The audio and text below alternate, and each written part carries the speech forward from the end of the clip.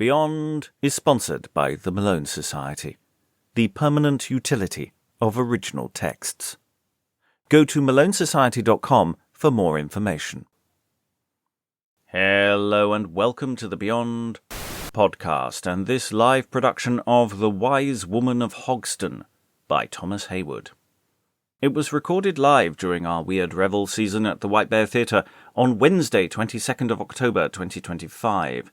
This is an edited mix of the show, with some additional sound effects and alternative takes, but largely it is the live show as was, from which I have endeavoured to retain the live atmosphere. As it was recorded live, there may be some minor deviations from the text, and there are a few changes made to make it work better as audio. You might think that you hear some rude words, but you have just misunderstood the Latin. Content warnings are otherwise in the show description. Beyond presents The Wise Woman of Hogston by Thomas Heywood, with Alexandra Kataigida as Chartley, Aisling Groves-McKeown, Luce, Emma Kemp as Second Luce, and Pamela Flanagan as The Wise Woman of Hogston.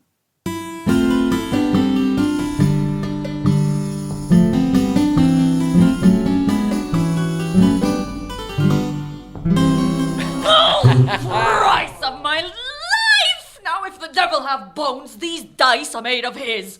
Was ever such a cast seen in this age? Could any gull in Europe, saving myself, fling such a cast? Aye. No. Yes. But I say no. I have lost £100, and I will have my saying. I have lost another 100. I'll have mine. Aye, yes. I flung worse, so worse by odds. I cry you mercy, sir. Losers may speak. I'll not sept against you. But let me see, which of these two that pocket up our cash dares contradict me? Sir, not I. I say you have had bad casting. So say I. I say, this hat's not made of wool. Which of you all dares say the contrary? It may be 'tis a beaver. Oh, very likely so. 'Tis not wool, but a plain beaver. 'Tis wool, but which of you dares say so?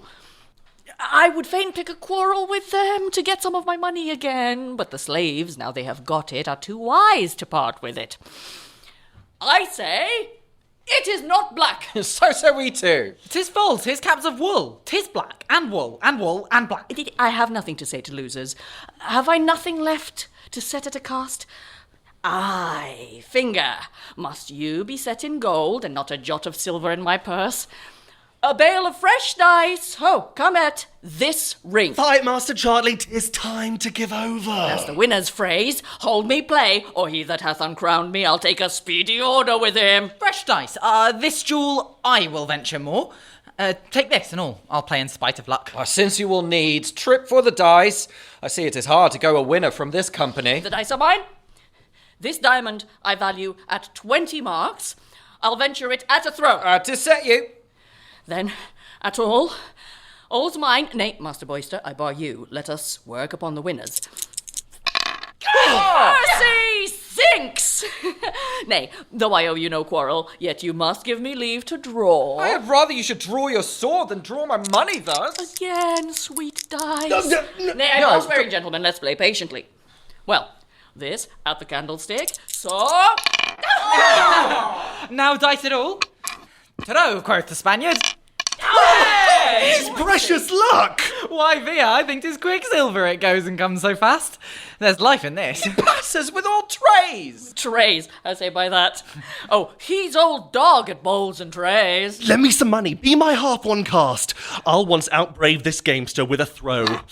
So now dice are mine. Will be my half? I will. Then once I'll play the frank gamester. Let me but see how much you both can make, and I'll cast at all at every cross. Now bless us all. What? Will you every cross? I will not leave myself one cross to bless me. I set. And so do I. Why then, at all. Dare not Let's play patiently. Damn dice, did ever gamester see the like? Never. Who's ever known such casting? Drunk nor sober, I ne'er saw a man cast worse. I'll prove this hat of mine a helmet. Which of you here dare say the contrary? As fair an helmet as any man in Europe needs to wear. Chartley, thy hat is black. Upon better recollection, 'tis so indeed. I say 'tis made of wool. True! My losing had took away my senses both of seeing and feeling, but better luck hath brought them to their right temper. But come, pox of dice, 'tis time to give over. All times are times for winners to give over, but not for them that lose. I'll play till midnight, but I will change my luck. Come, you shall not. Give over. Tush, give over, do, I pray, and choose the fortune of some other hour. Let's not, like debauched fellows, play our clothes, belts, rapiers, nor our needful ornaments. 'Tis childish, not becoming gentlemen. Play was at first ordained to pass the time, and, sir, you but abuse the use of play to employ it otherwise. You may persuade me. For once, I'll leave a loser. Then come, put on your helmet, let's leave this abominable game, and find out some better exercise. I cannot endure this chafing when men lose. And there's not a more testy, waspish companion than thyself when thou art a loser, and yet thou must be vexing others with, "Play patiently, gentlemen, and let's have no swearing." A sign that I can give good counsel better than take it. But say, where be the prettiest wenches, my heart? Oh, well remembered. This puts me in mind of an appointment I had with a gentlewoman of some respect. I have you, sir, I have you. But I think you will never have her. 'Tis Gracie Arnar, the knight's daughter in Gracious Street. Have I touched you? You have come somewhat near me, but touched me not. Master Haringfield, will you bear me company thither? Have you seen the gentlewoman, Master Chartley? Never, sir. How have you heard of her? That she hath, as other women have, that she goes for a maid, as others do. I can assure you she is a proper gentlewoman. Then if she have you, she is like to have a proper gentleman. You should tell them so that know it not. Adieu, gentlemen. I'm glad yet they go so lightly away. What will you do, Master Boyster? Somewhat. You will not acquaint me with your business? No.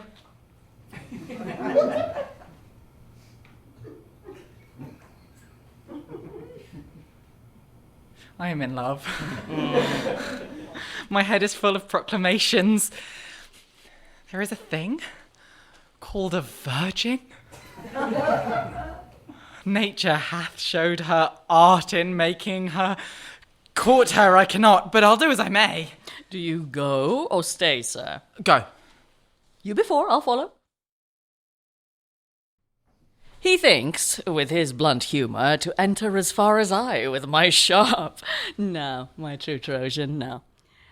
There is a fair, sweet, modest rogue, her name is Luce, with this dandybrat, this pretty little ape's face, as yon blunt fellow in love, and no marvel, for she hath a brow bewitching, eyes ravishing, and a tongue enchanting. And indeed, she hath no fault in the world but one, and that is, she is honest. And were it not for that, she were the only sweet rogue in Christendom. As I live, I love her extremely, and to enjoy her would give anything. But the fool stands in her own light, and will do nothing without marriage. What should I do, marrying? I can better endure gyves than bands of matrimony.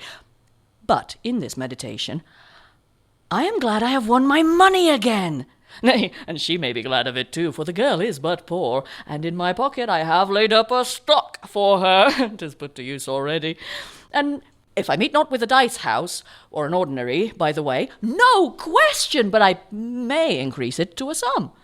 Well, I'll unto the exchange, to buy her some pretty novelty. That done, I'll visit my little rascal, and solicit instantly.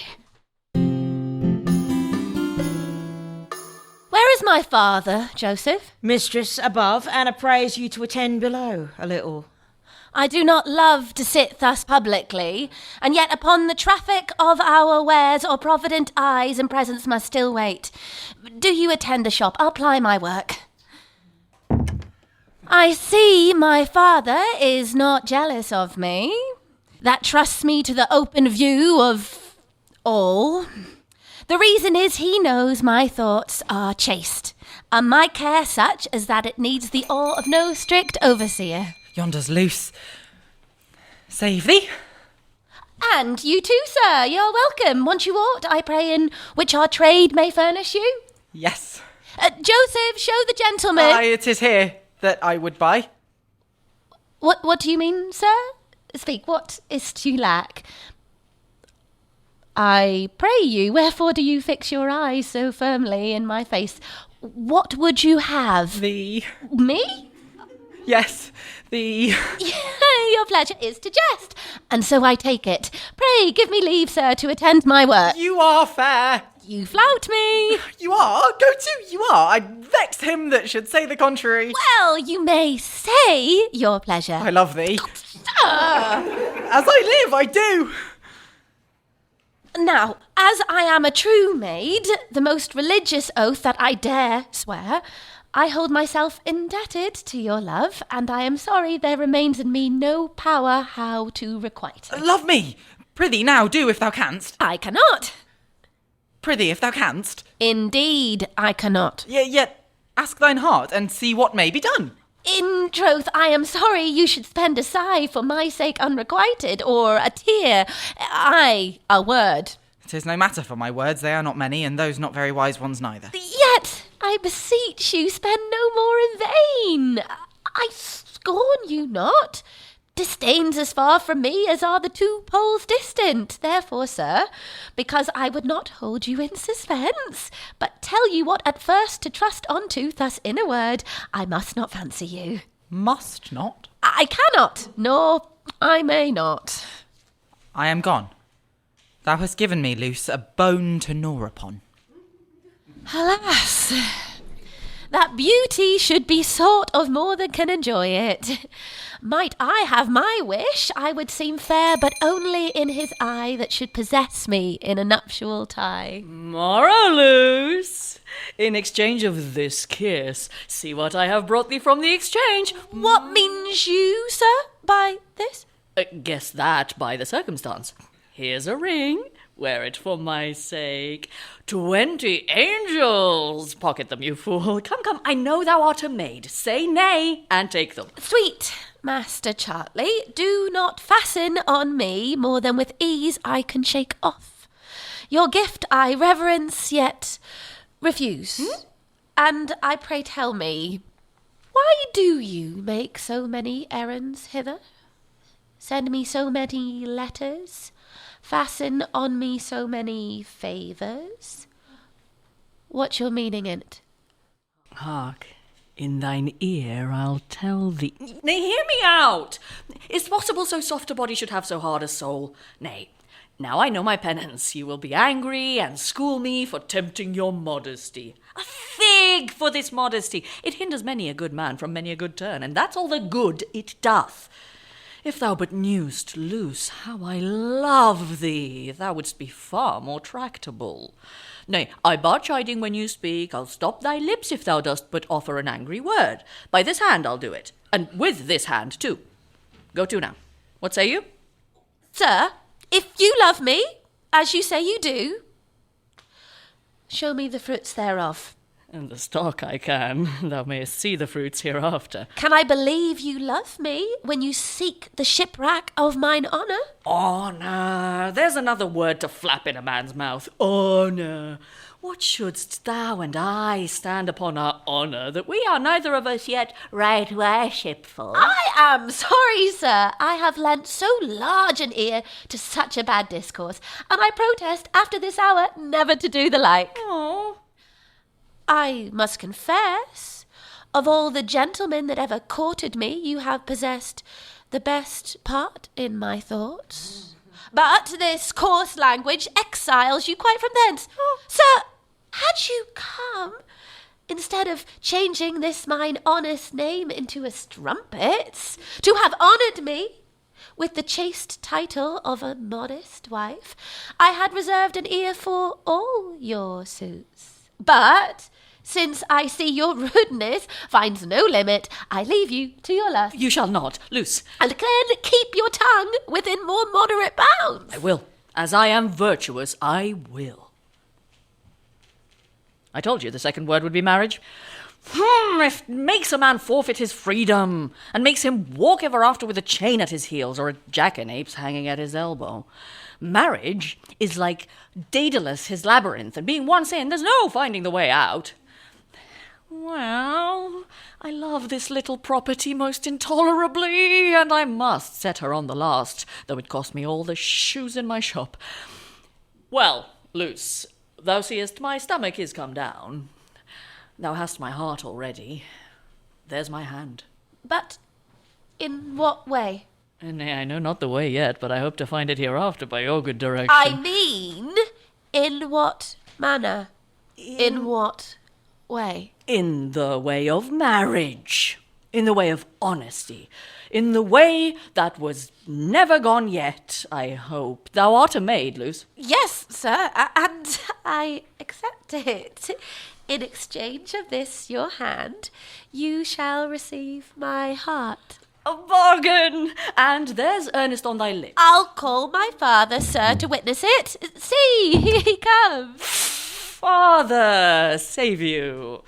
You have happened of an untoward son-in-law. Here I am. How'd you like me? Sir, I was nearer than you were aware, and overheard both sum and circumstance. And I perceive you are an old eavesdropper. But what do you think of it, father? I entertain the motion with all love, and I rejoice my daughter is preferred and raised to such a match.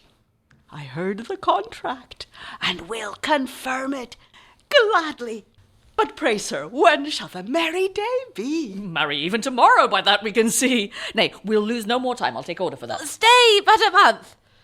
A month! Thou canst not hire me to it. Why, Luce, if thou beest hungry, canst thou stay a month from meat? Nay, if I see my diet before me, I love to fall to when I have a stomach. Here, buy thee a new smock. Let's have a new bed, too, and look it be strong. There's a box of rings, and jewels, lay them up. Ha! Sirrah, methinks the very name of wedlock hath brought me to a nightcap already, and I am grown civil all of a sudden. There's more money. For dishes, platters, ladles, candlesticks, etc., as I shall find them set down in the inventory. But whom shall we invite unto the wedding? Aye, thereby hangs a tale. We will have no more at our marriage, but myself to say, I take thee, Luce, thou to say, I, Luce, take thee, Robin, the vicar to put us together, and you, father, to play the clerk and cry, Amen. Your reason for that? I would not for a world it should be known to my friends, or come to my father's ear. It may be £10,000 out of my way. For the present, therefore, this is my conceit. Let us be married privately, and Luce shall live like a maid still, and bear the name. 'Tis nothing, Luce. It is a common thing in this age to go for a maid and be none. I'll frequent the house secretly. Fear not, girl. Though I revel abroad a days, I'll be with thee to bring a night, my little waiting moth. But so I may incur a public scandal by your so oft frequenting to my chamber. Scandal? What scandal? Why, to stop the mouth of all scandal, after some few days do I appear in my likeness, married man and honest housekeeper, and then what becomes of your scandal? Come, send for Master Vicar, and what we do, let's do suddenly. Cold comfort for me. If you purpose to be so privately married, I know one excellent at such an exploit. Are you not acquainted with the wise woman of Hogston? Oh, the witch? The beldam? The hag of Hogston? The same, but I hold her to be of no such condition. I will anon make a step thither, and punctually acquaint her with all our proceedings. She is never without a Sir John at her elbow, ready for such a stratagem. Well, be it so then. Hey-ho! Have I disguised myself and stolen out of the country thus far, and can light of no better news to entertain me? Oh, this wild-headed, wicked Chartley, whom nothing will tame. To this gallant was I, poor gentlewoman, betrothed, and the marriage day appointed, but he, out of a fantastic and giddy humour before the time prefixed, posts up to London. After him come I, thus habited, and you see my welcome, to be an ear witness of his second contracting. Modesty would not suffer me to discover myself, otherwise I should have gone near to have marred the match. I heard them talk of Hogston, and a wise woman where these aims shall be brought to action. I'll see if I can insinuate myself into her service. That's my next project. And now, good luck of my side.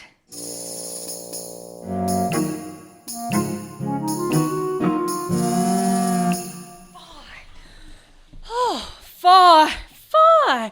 What a toil and a moil it is for a woman to be wiser than her neighbours.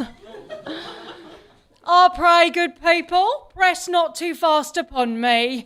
Though I have 2 ears, I can hear but one at once. You, with the urine.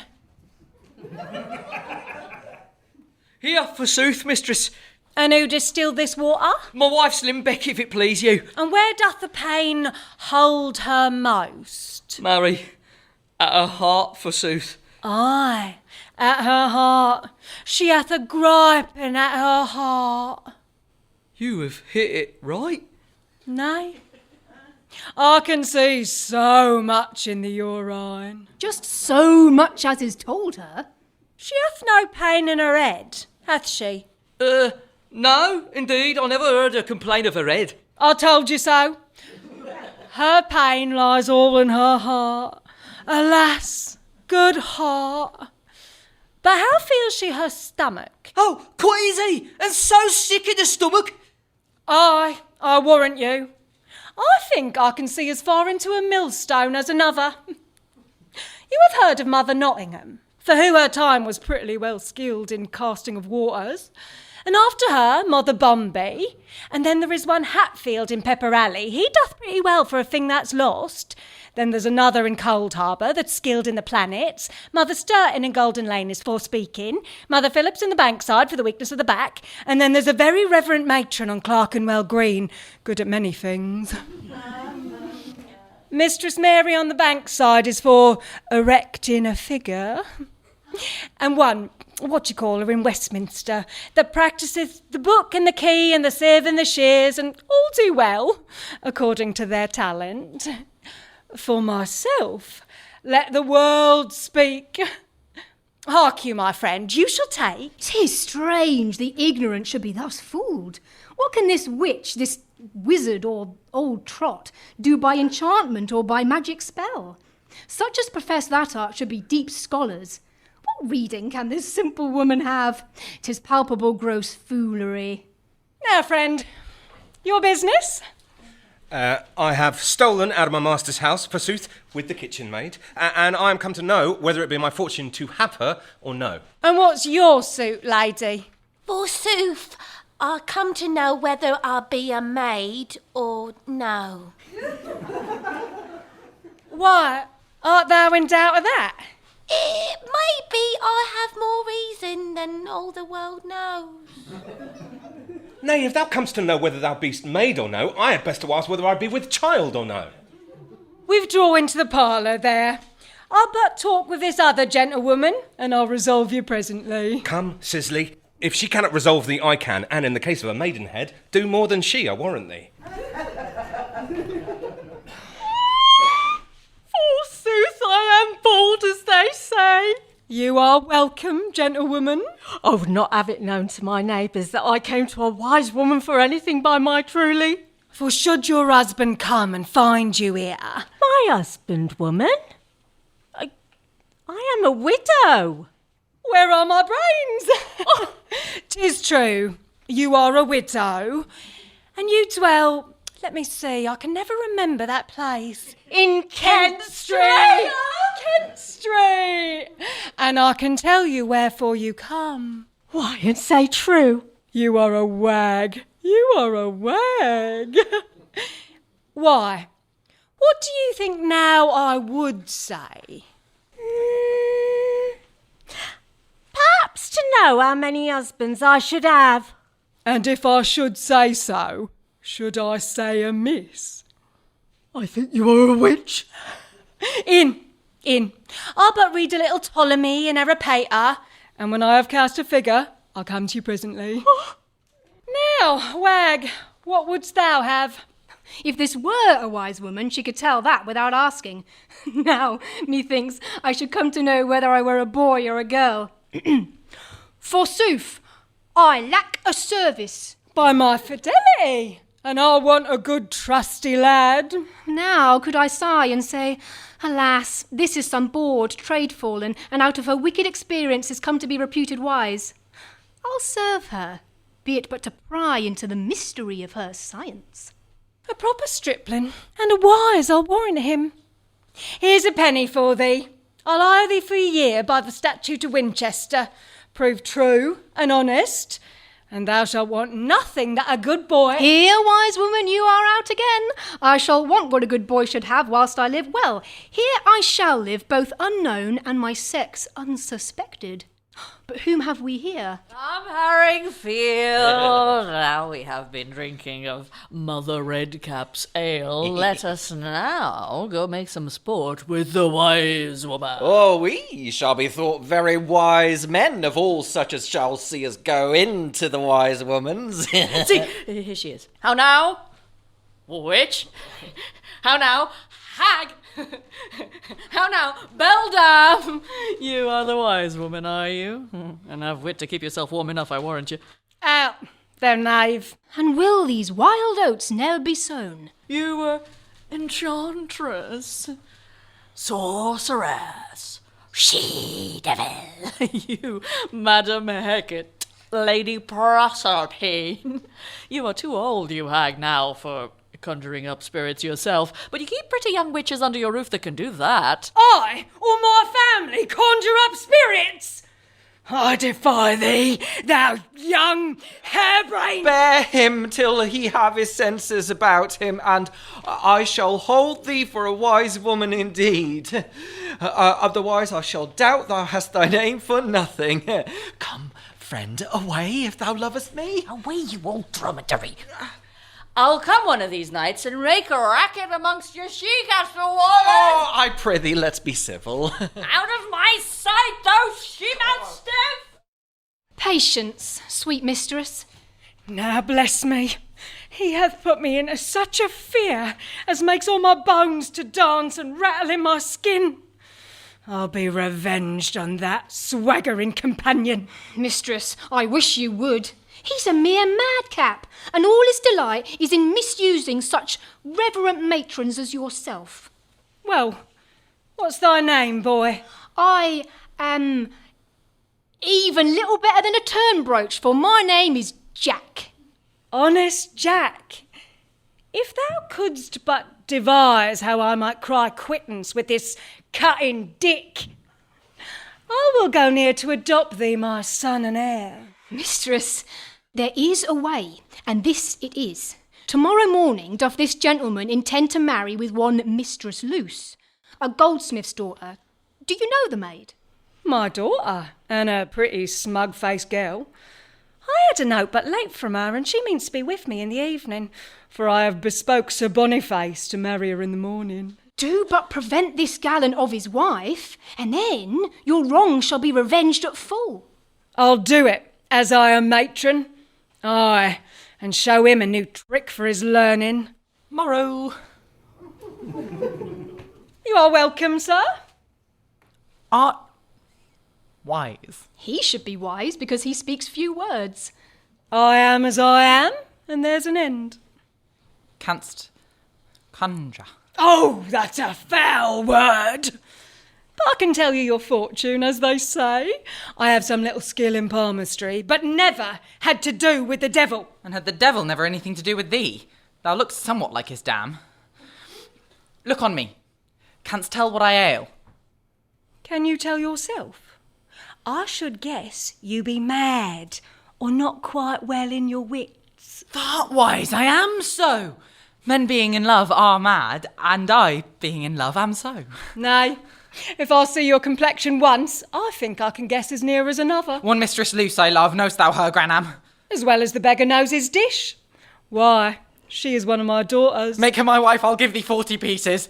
Take the mistress to be revenged on Chartley. Bargain. Strike me luck. Cease all your sorrow. Fair Luce shall be your bride besides tomorrow. Thou'rt a good Granam, and but that thy teeth stand like hedge stakes in thy head, I'd kiss thee. Pray, will you in? Come hither, Jack. I have a new trick come into my head. Wilt thou assist me in't? If it concern the crossing of the marriage with Mistress Luce, I'll do it, whate'er it be. Thou shalt be tired like a woman. Can you make a curtsy, take small strides, simper, and seem modest? Methinks thou hast a woman's voice already. Doubt not of me. I'll act them naturally. I have conceited to have Luce married to this blunt gentleman. She mistaken him for Chartley, and Chartley shall marry thee, being a boy, and take thee for Luce. Wilt not be excellent? Oh, super excellent. Play but thy part, as I'll act mine. I'll fit in with a wife, I'll warrant him. And a wife, I'll warrant him.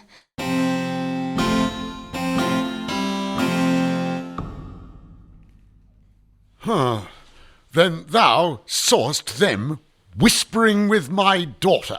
I saw them, if it shall please you, not whisper, but... How then, thou knave? Marry, Sir Knight, I saw them in sad talk, but to say they were directly whispering, I am not able. Why, Tabor, that sad talk was whispering. Nay, they did not greatly whisper, for I heard what was said, and what was said I have the wit to keep to myself. What said the unthrift? Tabor, tell me, knave, tell me, good knave, what did the unthrift say? I am loath to be called in question about men's and women's matters, but as soon as ever he saw your daughter, I heard what was spoke. Here, sirrah, take thy quarter's wages aforehand, and tell me all their words, and what their greeting was at their first encounter. Hold thine hand. Thanks, noble sir. And now I'll tell you. Your daughter, being walking to take the air of the fields, and I before her, whom should we meet? Just in the nick? Just in the nick, man. In the highway, I meant, sir. And what conference passed betwixt them, Tabor? As well as my pipe can utter, you shall know, sir. This gentleman, meeting with my young mistress, full butt. Imagine you were she, and I, young master censor. Now there you come, and here I to meet you. He comes in this manner, and put off his hat in this fashion. Aye, but what said he? Be with you, fair gentlewoman. And so goes quite away, and scarce so much as once look back. And if this were language to offer to a young lady, judge you. But he spake nothing else. Nothing, as I am true. Why, man, all this was nothing. Yes, sir. It was as much as my quarter's wages aforehand. Here are two gentlemen with great desire crave conference with my father. Here is he. Now, gallants, you may freely speak your minds. Save you, sir, my name is Censor. I am a Northamptonshire gentleman born to £1,000 land by the year. I love your daughter, and I am come to crave your goodwill. Have you my daughters that you covet mine? No, sir, but I hope in time I shall have. So hope not I, sir. Sir, my daughter's young, and you a gentleman unknown. Censor?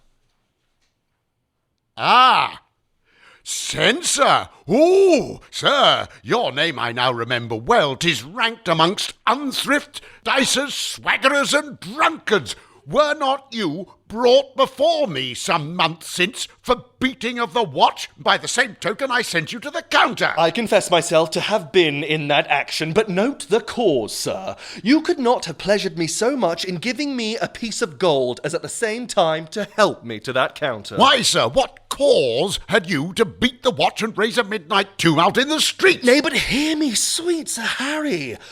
Being somewhat late at supper at the Mitre, the doors were shut at my lodging. I knocked knocked at 3 or 4 places more, all were abed and fast. Inns, taverns, none would give me entertainment. Now, would you have had me despaired and lain in the streets? No. I bethought me of a trick worth 2 of that, and presently devised, having at that time a charge of money about me, to be lodged, and safely too. And how, I pray you? Marry, thus, I had knocked my heels against the ground a good while, knew not where to have a bed for love nor money. Now, what did I? But spying the watch, went and hit the constable a good souse on the ear, who provided me of a lodging presently. And the next day, being brought before your worship, I was then sent thither back again, where I lay 3 or 4 days without control. Oh, you're a gallant. Is that gentleman a suitor too? I am a suitor in my friend's behalf, no otherwise. I can assure you, sir, he is a gentleman descended, well derived from a good house, well qualified and well possessed. But that which most should move you, he loves your daughter. But were I to choose, which of these 2 should please my fancy best, I sooner should affect this gentleman, for his mild carriage and his fair discourse, than my hot suitor. Ruffians I detest. A smooth and square behaviour likes me best. What say you to me, lady? You had best ask my father what I should say. Are you angry, sweet lady, that I asked your father's consent? No! If you can get his consent to marry him, shall it displease me? Indeed, you therein much forget yourself to sound her father ere you tasted her. You should have first sought means for her goodwill, and after compassed his. He can prevail with neither. Gentlemen, if you will come to revel, you are welcome. If to my table, welcome. If to use me in any grateful office, welcome too. But if you come as suitors, there's the door. The door? I say the door. Why, sir, tell me not of your door, nor going out of it. Your company is fair and good, and so is your daughter's. I'll stay here this 12-month ere I'll offer to trouble your door. Sir, but you shall not. Tabor! Where's that knave? Why, sir, I hope you do not mean to make us dance, that you call for a tabor. Nay, Master Censor, do not urge the knight. He is incensed now. Choose a fitter hour, and tempt his love in that. Old men are testy, their rage, if stood against, grows violent. But suffer them forborn confounds itself. Where's Tabor? At hand, noble master. Show them the door. That I will.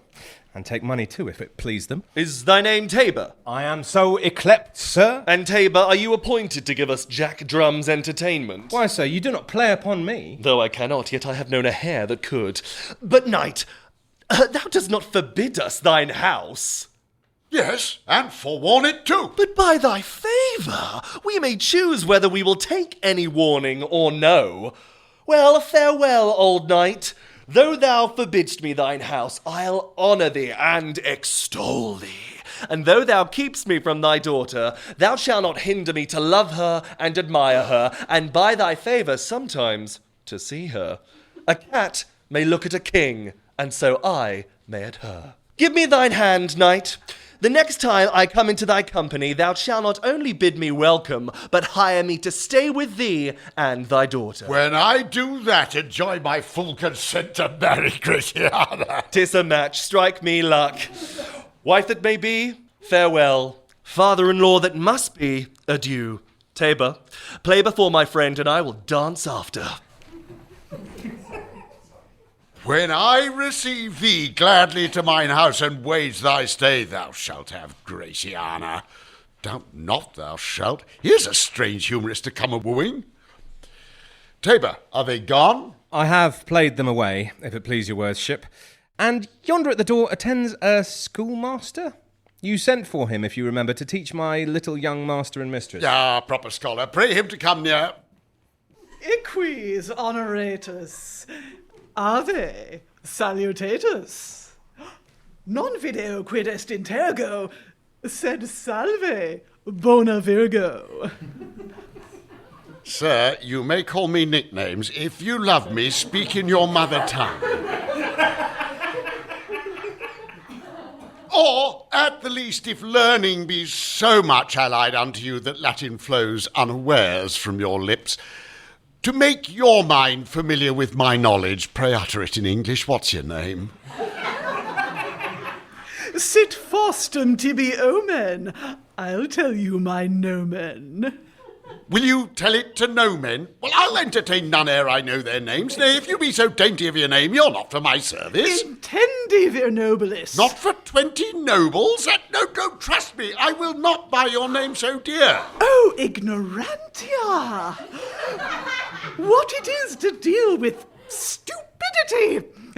Sir Henry, hear me one word. I see preceptor legit, vos vero negligitis. I think he saith we're a company of fools and midgets. But I hope you shall not find us such, master schoolmaster. Friend, to cut off all vain circumstance, tell me your name and answer me directly, plainly and to my understanding too, or I shall leave you. Here's a deal of gibberish. Vir boni. No, make me no bones, but do't.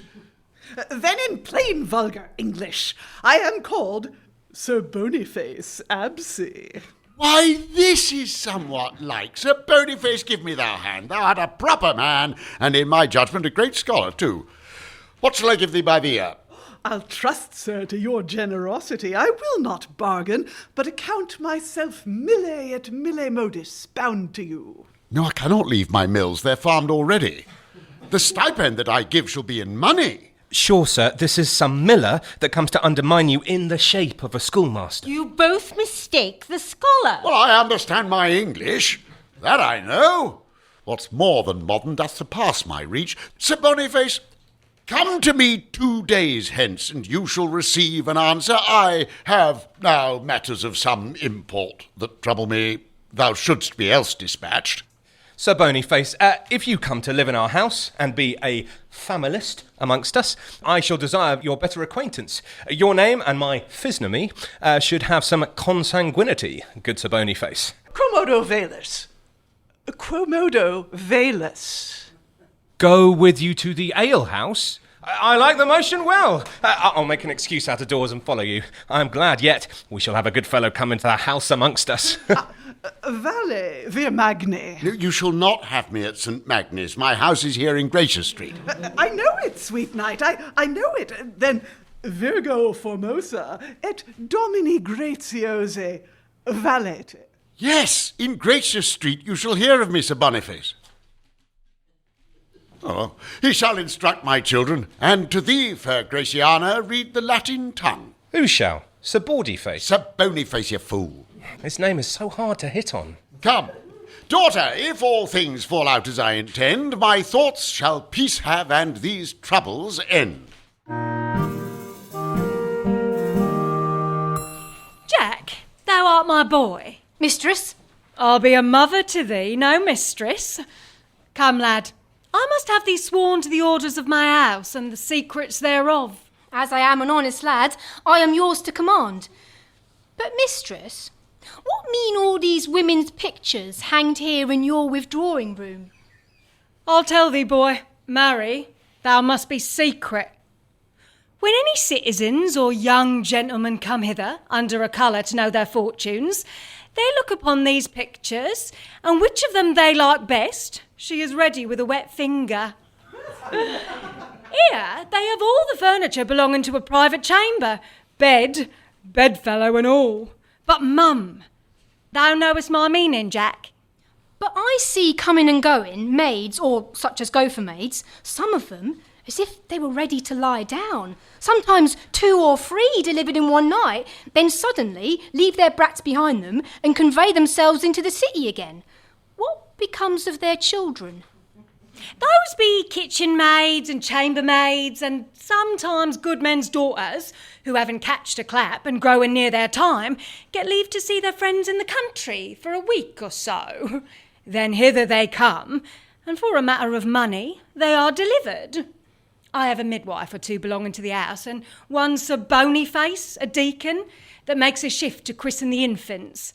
We have poor, honest, and secret neighbours that stand for common gossips. But dost not thou know this? Yes, now I do. But what after becomes of the poor infants? Why, in the night we send them abroad and lay one at this man's door and another at that. such as are able to keep 'em. And what after becomes of 'em, we inquire not. And this is another string to my bow. Most strange that woman's brain should apprehend such lawless, indirect, and horrid means for covetous gain. How many unknown trades women and men are free of, which they never had charter for. But, mistress, are you so cunning as you make yourself? You can neither write nor read. What do you with those books you so often turn over? Why tell the leaves? For to be ignorant and seem ignorant, what greater folly? Believe me, this is a cunning woman. Neither hath she her name for nothing, who, out of her ignorance, can fool so many that think themselves wise. But wherefore have you built this little closet to the door, where sitting you may hear every word spoken by all such as ask for you? True, and therefore I built it. If any knock, you must to the door and question 'em, to find what they come about, if to this purpose or to that. Now they ignorantly telling thee their errand, which I sitting in my closet over here, presently come forth and tell them the cause of their coming, with every word that hath passed betwixt you in private, which they admiring and think it to be miraculous. By their report I become thus famous. This is no trade, but a mystery. And were I a wise woman, as indeed I am but a foolish boy, I need not live by your service. But mistress, we lose ourselves in this discourse. Is not this the morning in which I should be married? Now, how had I forgot myself? Mistress Luce promised to be with me half an hour ago, but masked and disguised, and so shalt thou be too. As well as your dress, here's a black veil to hide thy face against the rest come. Sit tibi bona dies, salus et quies. Into the withdrawing room, Sir Boniface. Without any compunction, I shall make the conjunction. Now keep that countenance, boy. Fear not me. I have as good a face in a mask as any lady in the land could wish to have. But to my heart, he comes, or he comes not. Now am I in a pitiful perplexity until I see the event of all. No more Jack now, but Mistress Luce. I warrant you, mistress, that it happens so luckily that my name should be Luce too, to make the marriage more firm. My honey, sweet hag, where's Luce? Yes, sweetheart, but disguised and veiled as you are visited. But what's the reason we are thus hoodwinked? No discovery of yourselves for $1,000,000. There's Sir Boniface within. Shall he blab who you are? Besides, there's a young heir that hath stolen a lord's daughter from the court, and would not have their faces seen for a world. Cannot you be content to fare well and keep your own counsel? And see, yonder they come. Mercy, my sugar candy sweet trot. Mum, no more words. If the great heir and the young lady be so dainty of their complexion, they shall see my sweet Luce. We can visit it with the best of them. That gentleman, by the wise woman's description, should be Master Chartley. That gallant wench, if my Granham fable not, should be Luce. But what be those other? You wrong me but to ask. Who but a young heir and a lady of the court? That's Luce. Take her and keep your promise. Pocus Palabras. That's Chartley. Take him, Luce. But who be they? A lord and lady. Shall Sir Boniface stay? Rather than so, strive who should lead the way. Now, Jack, my boy, keep thine own counsel and countenance, and I shall cry quittance with my young gallant. Why, by this time Sir Boniface is at his book. But because there is a mistake, known only to my boy and myself, the marriage shall be no sooner ended but I'll disturb them by some sudden outcry, and that too before they have leisure to unmask, and make known themselves one to another. For if the deceit were known, I should fall into the danger of that young mad rascal. And now this double apprehension of the lord and the lady shall fetch me off from all. I know it is Sir Boniface's custom to make short work, and hath dispatched by this. And now, wise woman, try if thou canst bestir thyself like to a mad woman. Shift for yourselves! Warrant of pursuivant! Away! Warrant of pursuivant! Shift for yourselves! I'll take this way. Like this. Kuro, kuris, kukuri. My cheeks are all murry, and I am gone in an hurry. Oh, heaven! What shall become of me? I know what shall become of me already. Oh, sweet daughter, shift clothes with this lady. Nay, as thou lovest thy credit and mine, change habits. So if thou beest taken in her garments, finding the mistake will let thee pass. And should they meet her in thine, not knowing her, would no way question her. And this proved both your securities and my safety. As fast as I can, good mother. So, madam, farewell. All happy joys betide you.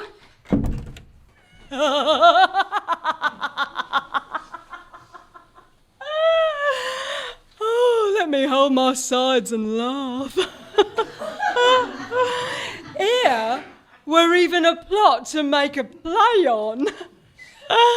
But that Chartley is so fooled by my boy Jack. Well, he'll make a notable wag, I'll warrant him. All the jest will be, if Boyster should meet with him in Luce's habit, which he hath now on, he would think himself merely gulled and cheated. And should Chartley meet with Luce, as she is now robed, he would be confident he had married her. Let me see how many trades I have to live by. First, I'm a wise woman and a fortune teller. Under that, I deal in physic and forespeaking, in palmistry and recovering of things lost. Next, I undertake to cure mad folks. Then I keep gentlewomen lodgers to furnish such chambers as I let out by the night. Then I am provided for bringing young wenches to bed. And for a need, you can see I play the matchmaker. She that is but one, and professeth so many, may well be termed a wise woman, if there be any.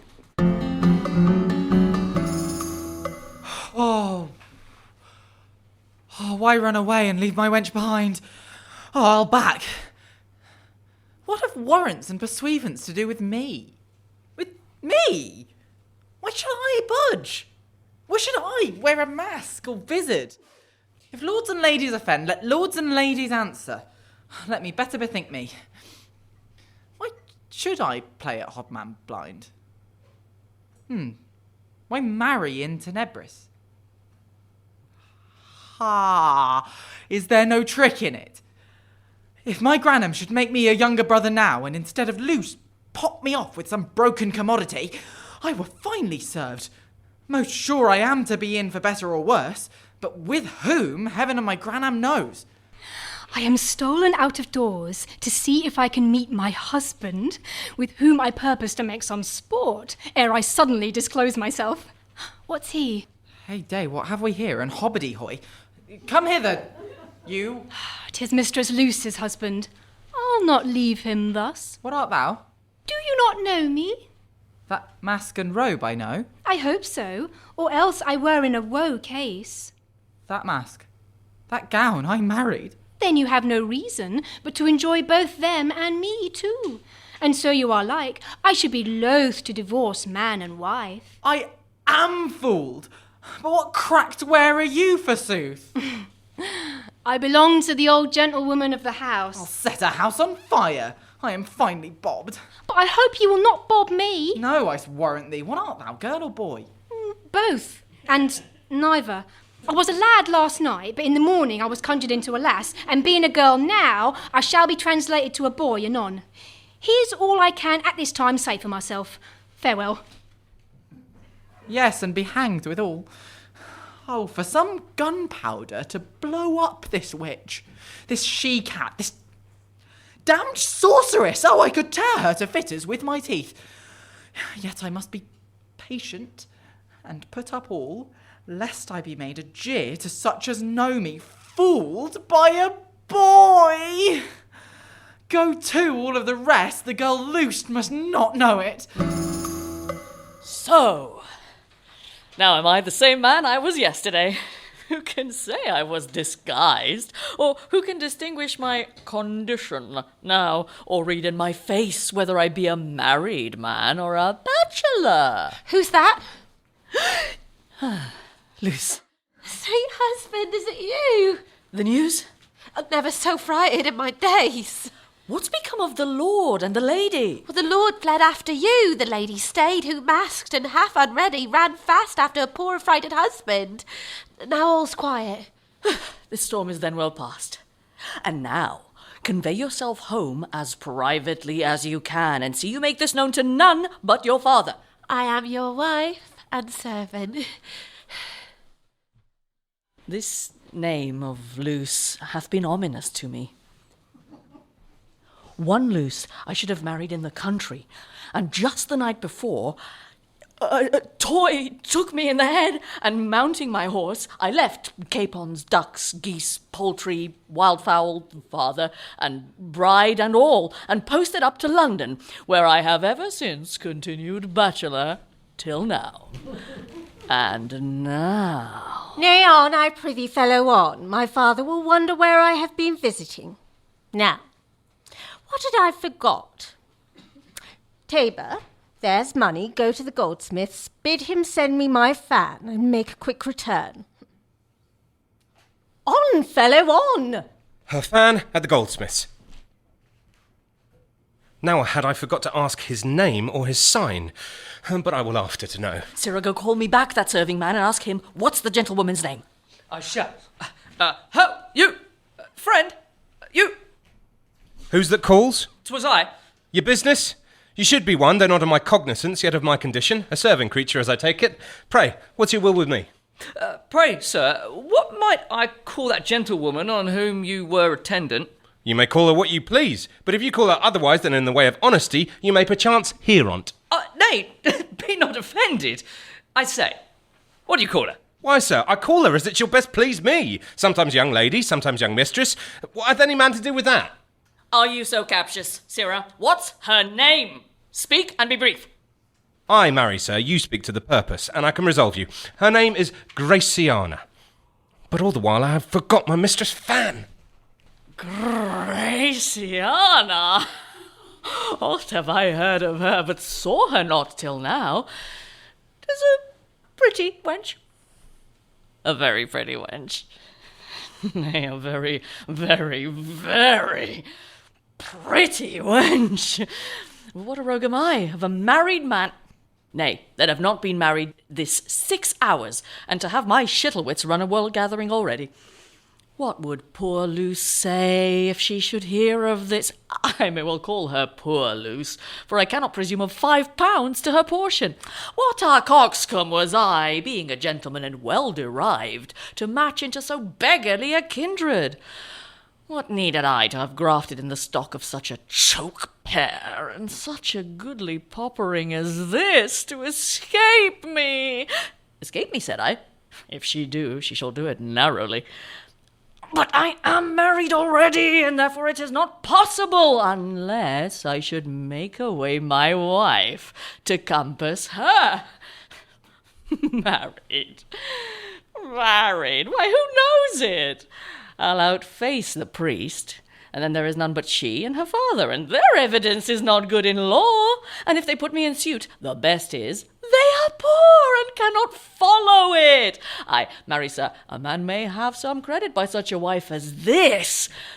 I could like this marriage well, if a man might change away his wife still as he is aweary of her, and cope her away like a bird commodity. If every new moon a man might have a new wife, that's every year a dozen. But this, till death do us part, is tedious. I will go a-wooing to her, I will! But how shall I do for jewels and tokens? Luce hath mine in her custody, money and all. Tush, I'll juggle them from her well enough. See where she comes. Here is my husband. I pray, move him in it. It touches both our reputations nearly, for by his oft repair now, whilst the marriage is kept from public knowledge, your good name may be by neighbours hardly censured of. That's sad, Luce. What, melancholy already? Ere thou hast had good cause to be merry, and knewest what sport was. I have great reason. When my name is tossed in every gossip's mouth, and made a byword unto such people as at least concerns. Nay, in my hearing, as they pass along, some have not spared to brand my modesty, saying, There sits she whom young Chartley keeps. There hath he entered late, betimes gone forth. Where I with pride was wont to sit before, I'm now with shame sent blushing from the door. Alas, poor fool, I am sorry for thee, but yet I cannot help thee, as I am a gentleman. Why, say, Luce, thou losest now 40 shillings worth of credit. Stay but a time, and it shall bring thee in 1,000 pounds worth of commodity. Son, had I esteemed my profit more than I have done my credit, I had now been many thousands richer. But you see, truth and good dealing bear an humble sale. That little I enjoy, it is with quiet, got with good conscience, kept with good report, and that I still shall labour to preserve. But do you hear me? Nothing I'll hear that tends unto the ruin of mine, or of my daughter's honesty. Shall I be held a broker to lewd lust? Now, in my wane of years. Will you but hear me? Nothing I'll hear that tends unto the ruin of it. Not in this case.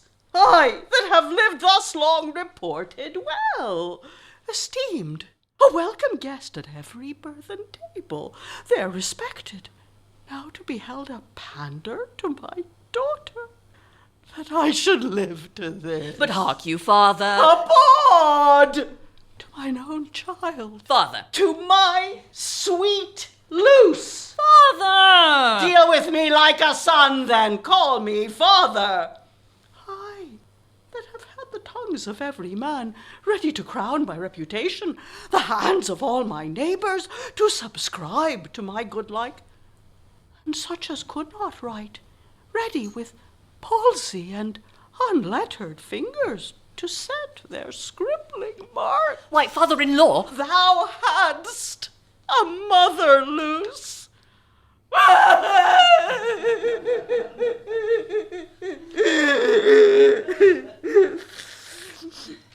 'Tis woe with me to say thou hadst, but hast not. A kind wife, and a good nurse she was. Had she lived to hear my name thus canvassed and thus tossed, 7 years before she died I had been a widower. 7 years before I was. Heaven rest her soul. She is in heaven, I hope.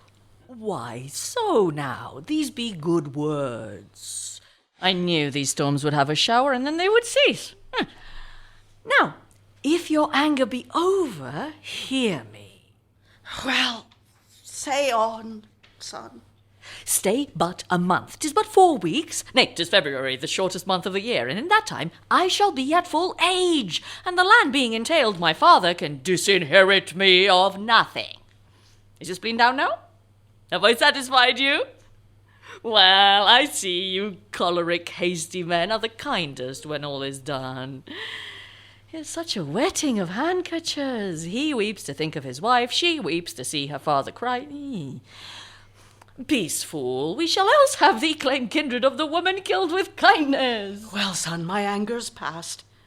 Yet I must tell you, it grieves me that you should thus slight it off, concerning us to such a near degree. In private be it spoke. My daughter tells me she's both a wife and a maid. That may be helped. Now, Luce, your father's pacified. Will you be pleased? I would endure a quarter's punishment for thee, and wilt not thou suffer a poor month's penance for me?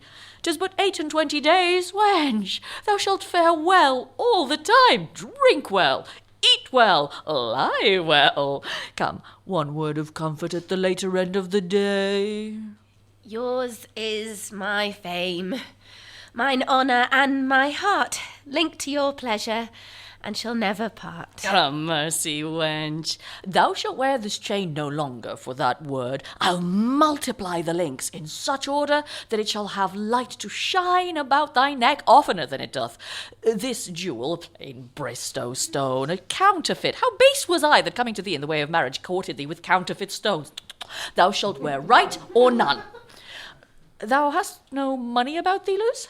Oh, yes, sir. I have the £100 that you gave me to lay up last. Fetch it. Let me see. How much branched satin goes to a petticoat, and how much wrought velvet to a gown?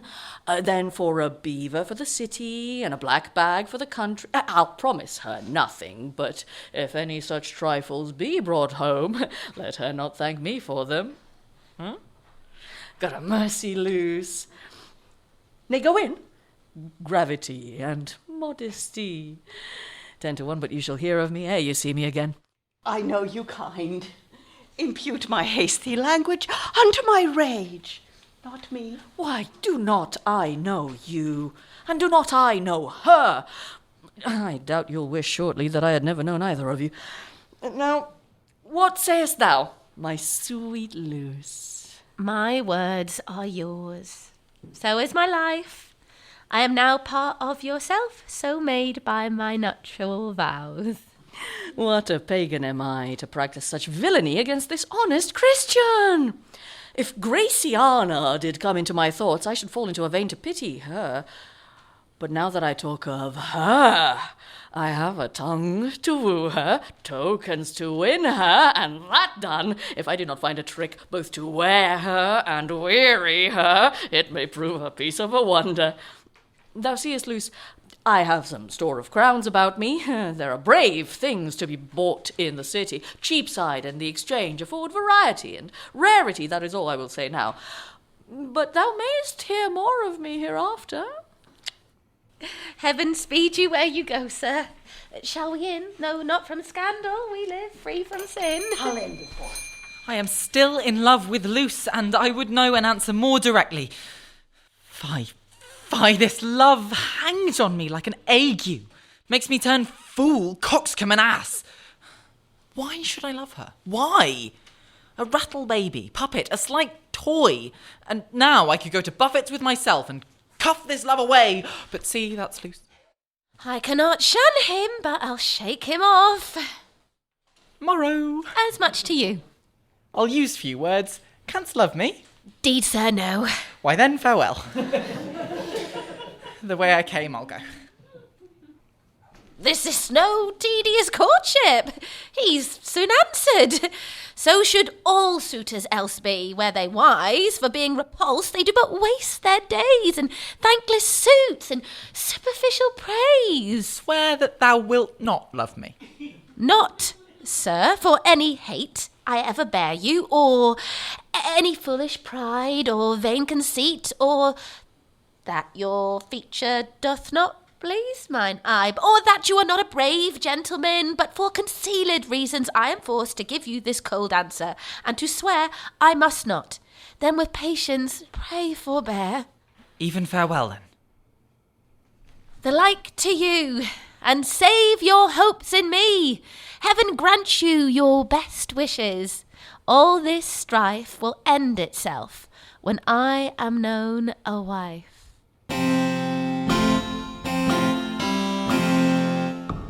I am satisfied, good Master Haringfield, touching your friend. And since I see you have left his dangerous company, I limit you to be a welcome guest unto my table. You have been always noble. Tabor, the news with thee. May it please the right worshipful to understand that there are some at the gate who dance a turn or two without and desire to be admitted to speak with you within. The scholar, is it not? Nay, sir, there are 2 scholars, and they are spouting Latin one against the other. And in my simple judgment, the stranger is the better scholar, and is somewhat too hard for Sir Boniface, for he speaks louder, and that, you know, is ever the sign of the most learning. And he also hath a great desire to serve your worship. 2 scholars? My house hath not place for 2. Well, thus it shall be. Tabor, admit them both. We, though unlearned, will hear them two dispute, and he that of the two seems the best read shall be received, the other quite cashier. In that you show but justice. In all persons, merit should be regarded. Venerabilis magistri, absint vobis capistri. Et hu domini calvi, iterum atqui iterum salvi, amo amassa mavi, sweet lady, heaven save ye. This approves him to be excellent, but I thank my breeding I understand not a word. You tongue-men whose wealth lies in your brains, not your budgets, hear me. Be it known, my house affords room for one schoolmaster, but not for more. And I am thus resolved, take you that side, and gentle Sir Boniface, and possess you that. He of you two in arguing proves the best, to him will I subscribe. Are you agreed? Nec animo, nec cordi, nec utroque. No more of that, nec cordi, noble knight. He wishes you nec cordi. Think of that. A cord about my neck, Sir Boniface? Speak, do you use me well? Domini, cur rogas. Is this to be endured, to call a knight cur rogue an ass? I find myself abused. Yet patience, good Sir Harry, and hear more. Pray, Sir Boniface, of what university were you of? I was student at Brazen Nose. A man might guess so much by your pimples. And of what place were you? Petrus dormit securus. I was Sir of Peterhouse. Natus eram in Woxford, and I proceeded in Oxford. Est mihi bene nostrum, thou wouldst say in Gotham. For my part, Sir Harry, I can read, service, and marry. Qui genus et flexum, though I go in genus fustian. Scalpellum et charter, I was not brought up at plough and cart. I can teach qui mihi, and neither laugh nor tee-hee. Sed as in presenti, if your worship at this present, iste ista istud will do me any good. To give me legum pony, in gold or in money. Piper etque papava, I'll deserve it with my labour. But when go you to dispute? Nominativo hic prediculus, his words are most ridiculous. But tu, thou, qui, the which, deridest those that be rich, consterve hanc sententiam, construe me this sentence, est modus in rebus, sunt certi denique finis. Est modus in rebus. There is mud in the rivers, sunt certi deniqui finis, and certain little fishes. I warrant you he has his answer ready. Di bony. Oh, he'll give you more bones than those to gnaw on, Sir Boniface. Cartere moosatropus polofiltati fili poetatus tes logicae rotoen, onge alishiste sophoen. That is as much to say, in our materna lingua, I will make you, Sir Boniface, confess yourself an ass in English, speak open and broad words for want of Latin, and deniqui instruct me to resolve such questions as I shall ask you in our modern tongue. Confess him an ass, speak obscene words, after entreat thee to resolve thy questions, do that possess the place. Dido and dumb, no more words but mum. Noble Sir Harry, nunquam sic possit. Sir Boniface is sick already and calls for a posset. No marvel being so threatened. You, Boniface, decline me. I am an O after the first conjugation. Amo amevi, vositivo vositevi, titubo titubevi. I am not the preceptor to a pupil, but can decline it. Mark, Sir Timothy.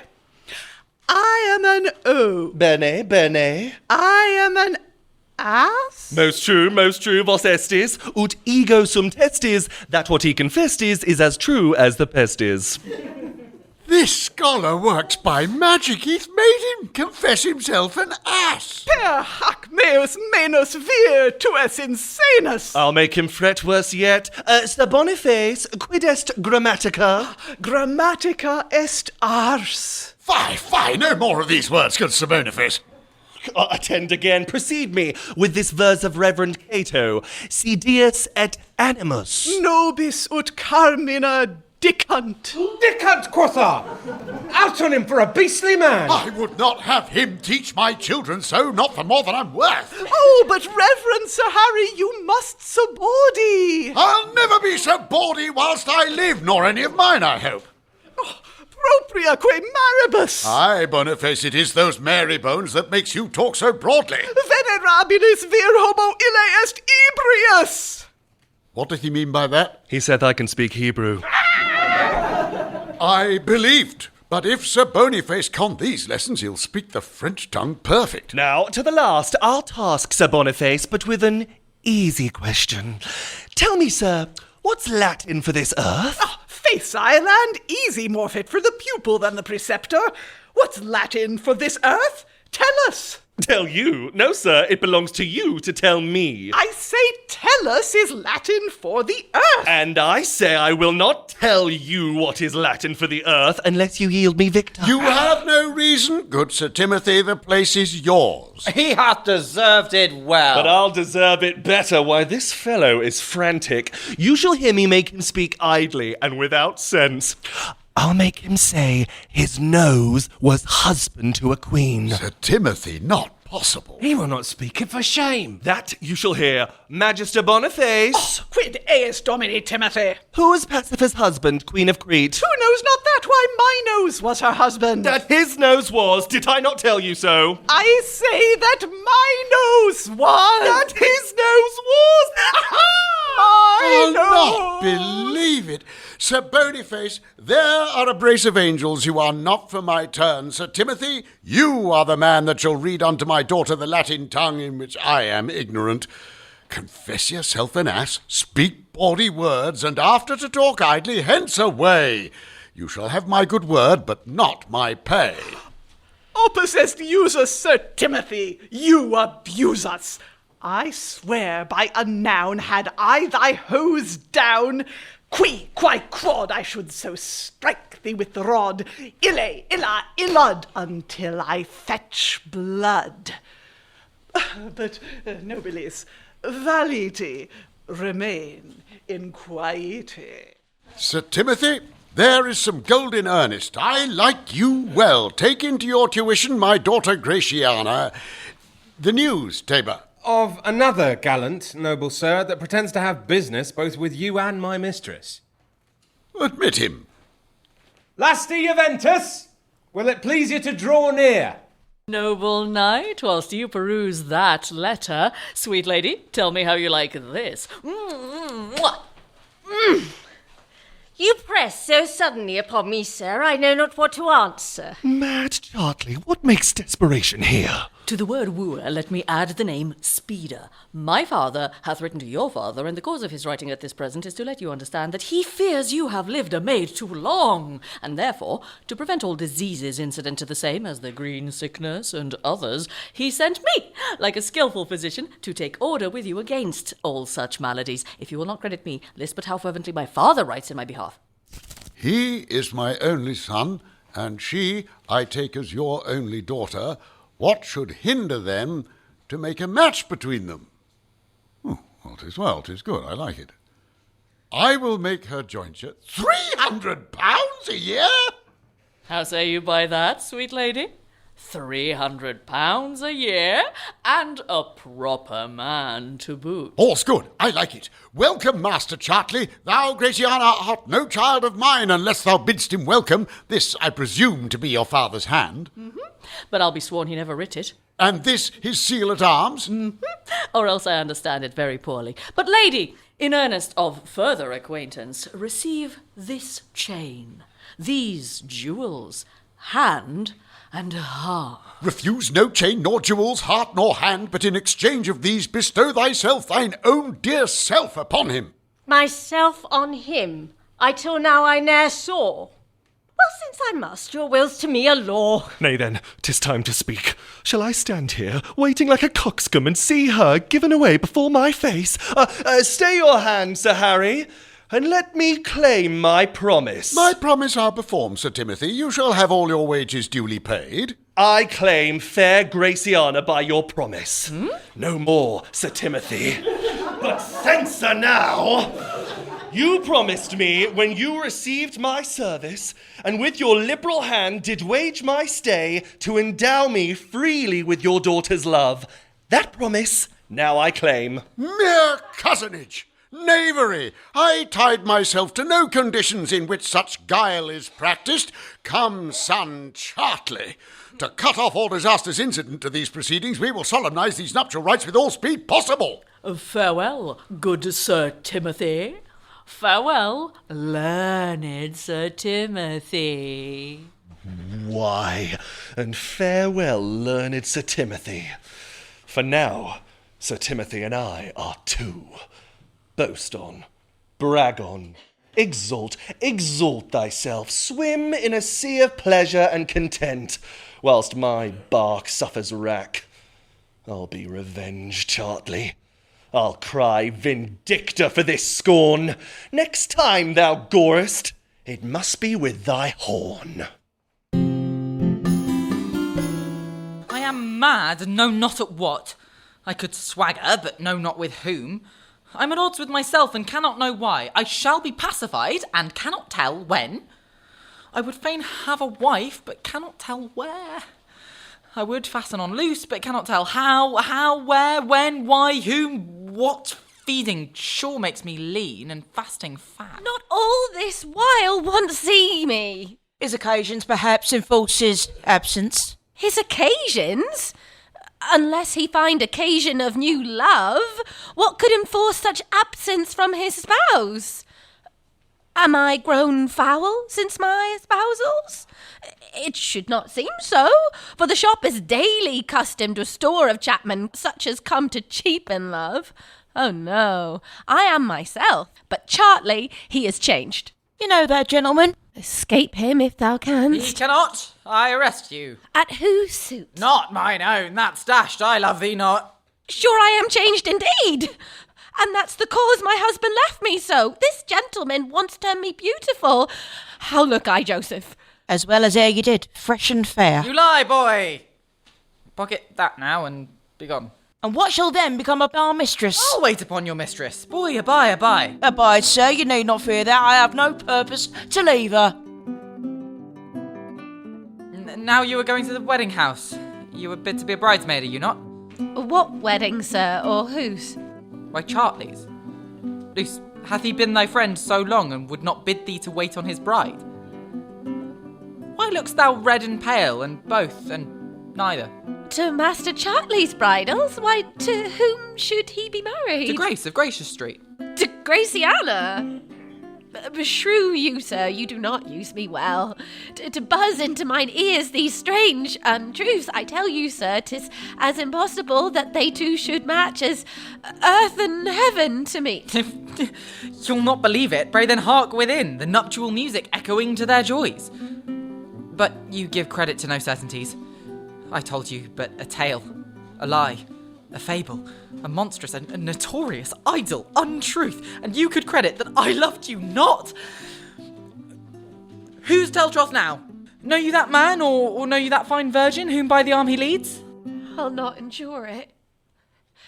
Heaven give you joy, sir. I thank you. Luce, look to the maid, she faints. Grace, come not near her, Grace. Father, keep off. On, gentlemen, apace. She's troubled with the falling sickness, for oft hath she fallen before me. Nay, if it be no otherwise, on, gentlemen, let those with her strive to recover her. Keep off, the disease is dangerous. If it were in a man, it were nothing, but the falling sickness in a woman is dangerous. My t'other father-in-law, now shall I be utterly shamed. Son, you're well met. Ow, fellow! I cry you mercy, sir. No harm done, friend, no harm done. If he could not but have known me there, yet he was wondrous like him. How cheer you, Luce? When screw this passion? Pardon me, sir, I do not know myself. I am apt to swoon, and now the fit is past me. I thank you for your help. Is Master Chartley vanished so soon? Yes, and to supply his place, see where thy father comes. He hath not such a suit. Besides this gallant, led by the armour bride, lusty bride, how much might I have wronged the gentleman by craving his acquaintance? This it is to have dim eyes. Why looks my daughter sad? I cry you mercy, sir, I saw not you. I would I had not seen you at this time neither. Farewell. If he be gone, then let me vent my grief. Father, I am undone. Forbid it, heaven. Disgraced, despised, discarded, and cast off. How, mine own child? My husband! Oh, my husband! What of him? Shall I the shower of all my grief at once pour out before you? Chartley, once my husband, hath left me to my shame. Him and his bride I met within few minutes. Sure 'twas they? I met them too. 'Twas he. Base villain!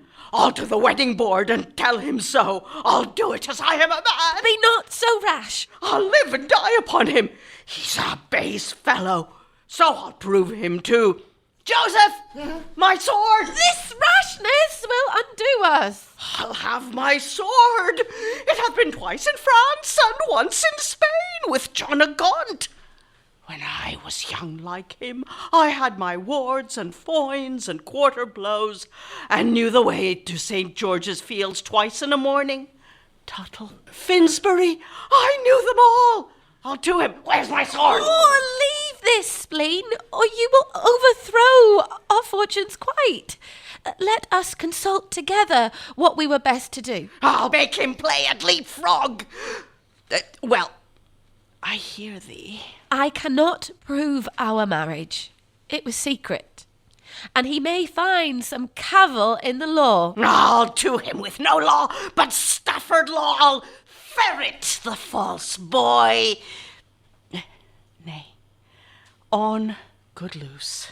Part of your spleen, if you would change to counsel, we might revenge us better. Well, I hear thee. To claim a public marriage at his hands, we want sufficient proof. And then the world will but deride our folly, and so add double disgrace unto my former wrong. To law with him, he hath a greater purse, and nobler friends. How then to make it known? Is this his damask kirtle fringed with gold, this black bag and his beaver? 'Tis well yet I have a sword. And I have a project in my brain begot. To make his own mouth witness to the world my innocence and his incontinence. Leave it to me. I'll clear myself from blame, though I the wrong, yet he shall reap the shame. Now or never. Look about thee, censor. Tomorrow is the marriage day, which to prevent lies not within the compass of my apprehension. Therefore, I have thus disguised myself to go to the looming woman's, the fortune teller's, the anything, the nothing. This over against Mother Redcap's is her house. I'll knock. Who's there? What would you have? I would speak with the wise gentlewoman of the house. Oh, belike you have lost somewhat. You are in the wrong, sweet youth. I am somewhat thick of hearing. Pray speak out. I say I have not lost anything but wit and time, and neither of those she can help me to. Then you belike are crossed in love, and come to know what success you shall have. Thou hast hit it, sweet lad, thou hast hit it. What is it you say, sir? Thou hast hit it. I pray, come in. I'll bring you to my mistress. This is the house.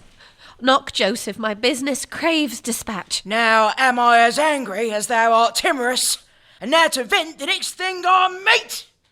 Oh, 'tis the door. Who's there? What are you?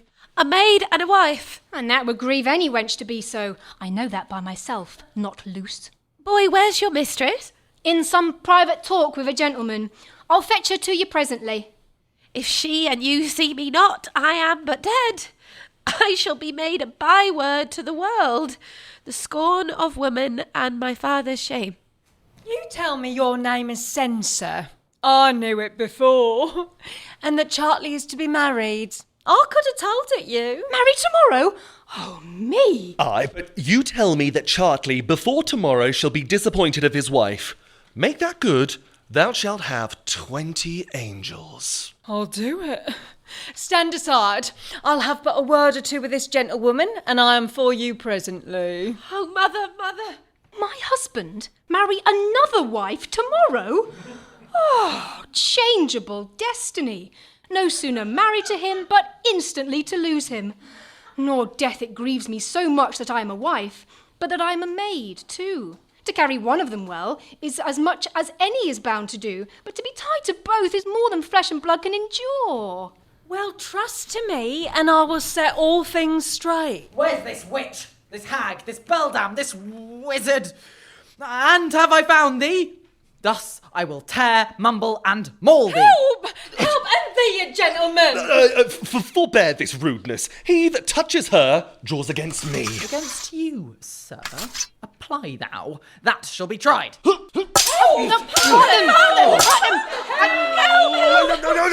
with patience, hear her speak. Now, trot. Now, Granham, what canst thou say for thyself? What, Luce? Oh. Here, be patient and put up, then. She must not see the end. Then truce of all sides. If we come for counsel, let us with patience hear it. Then first to me. You would prevent young Chartley's marriage. You shall. Hearken your ear. It pleaseth me. You forestall Gratiana's wedding.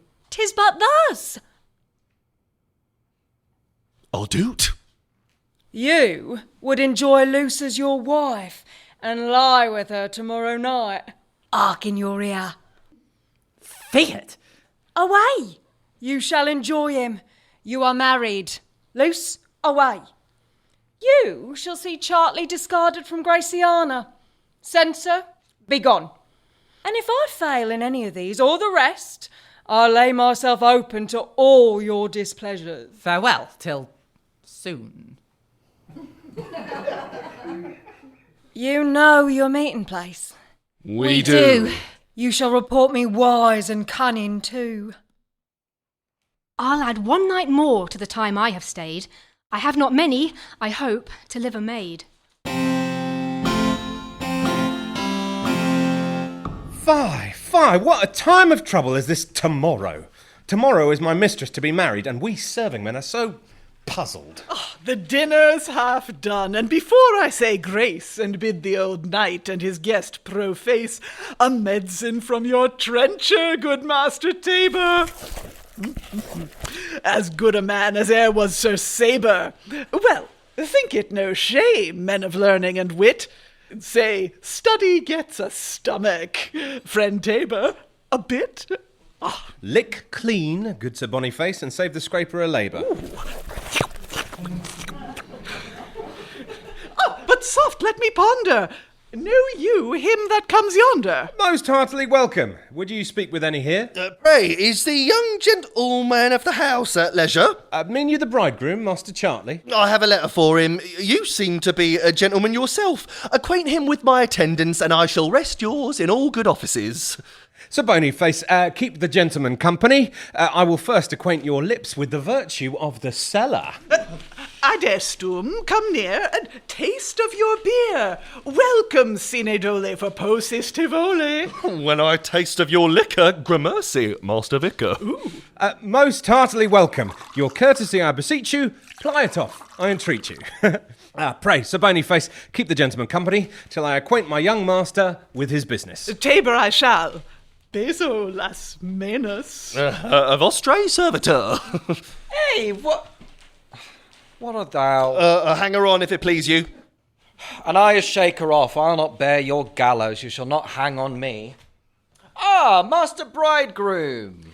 Gentlemen, the ladies call upon you to dance. They will be out of measure displeased if dinner being done, you be not ready to lead them a measure. Indeed, women love not to be scanted of their measure. Fie, Sir Boniface, have you forgot yourself? Whilst you are in the hall, there's never a whetstone for their wits in the parlour. I will enter and set an edge upon their ingenues. A letter for you, sir. To me, sir? From whom a letter?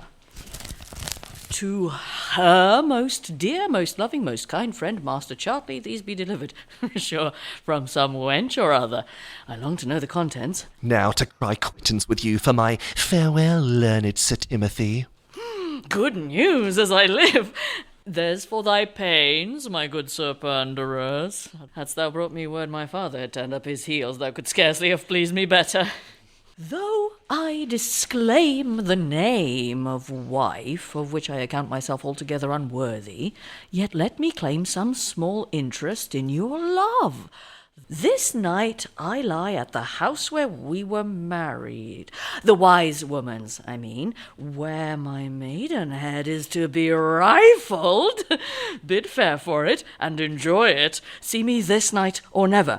So may you, marrying Gratiana and loving me, have a sweet wife and a true friend. This night or never, your quondam wife hereafter your poor sweetheart, no other, Luce. So, when I am tired with Gratiana, that is, when I am past grace with her, I can make my rendezvous. I'll not slip this occasion, nor sleep till I see her. Thou art an honest lad, and mayst prove a good pimp in time. Canst thou advise me what colour I may have to compass this commodity? Sir, she this night expects you and prepares a costly banquet for you. I'll go! Although the devil and mischance look big. Feign some news that such a piece of land is fallen to you, and you must instantly ride to take possession of it. Or, which is more probable, cannot you persuade them that you have received a letter that your father lies a-dying? You rogue, I would he did. But the name of that news is called Too Good to Be True. And that if ever you will see him alive, you must ride post into the country. Enough! If ever I prove knight-errant, thou shalt be mine own proper squire. For this thou hast fitted me with a plot. Do but wait here. Note how I will manage it. Tabor, my horse, for I must ride tonight. Tonight, sir? So tell my bride and father. I have news that quite confounds my senses. How right tonight? The marriage day tomorrow, and all things well provided for the feast. Oh, tell me, sweet, why do you look so pale? My father... Oh, my father... What of him? What of your father, son? If ever I will hear his aged tongue preach to me counsel, or his palsy hand stroke my wild head and bless me, or his eyes drop tear by tear, which they have often done at my misgoverned rioting youth, what should I more? If ever I would see that good old man alive... Oh! Oh! Go thy ways, for thou shalt hat. But do you mean to ride? Aye, Grace. All this night. Not all the night without alighting, sure. You'll find more in't than to get up and ride. The gentleman's riding, boots and spurs. Why, Tabor! Nay, Grace, now's no time to stand on scrupulous parting. Knewest thou my business? As she shall know it. And how I mean this night to toil myself. Marry hang you, Brock. Thou would bemoan my travel. I know 'twould grieve her. You, father, Grace, Master Haringfield, you, sir, and all. Pray for me, gentlemen, that in this dark night's journey I may find smooth way, sweet speed, and all things to my mind. We'll see my son take horse. But I will stay. I want the heart to see him post away. Save you, gentlewoman, I have a message to deliver to one Mistress Gratiana. This should be the knight's house, her father? It is. The message that you have to her you may acquaint with me, for I am one that knows the inside of her thoughts. Are you the lady? Sir, I am the poor gentlewoman. There is a cunning woman dwells not far at Hogston, lady, famous for her skill. Besides some private talk that much concerns your fortunes in your love, she hath to show you this night, if it shall please you, walk so far as to her house, an admirable suit of costly needlework, which if you please... shall be under the half rate for half the value it costs the making. About 6 o'clock you may have view thereof, but otherwise a lady that hath craved the sight thereof must have the first refusal. I'll not fail her. My husband being this day rid from home, my leisure fitly serves me. Thank your mistress. At 6 o'clock. I will not fail the hour. Now to Sir Harry, his is the next place, to meet at Hogston his fair daughter Grace.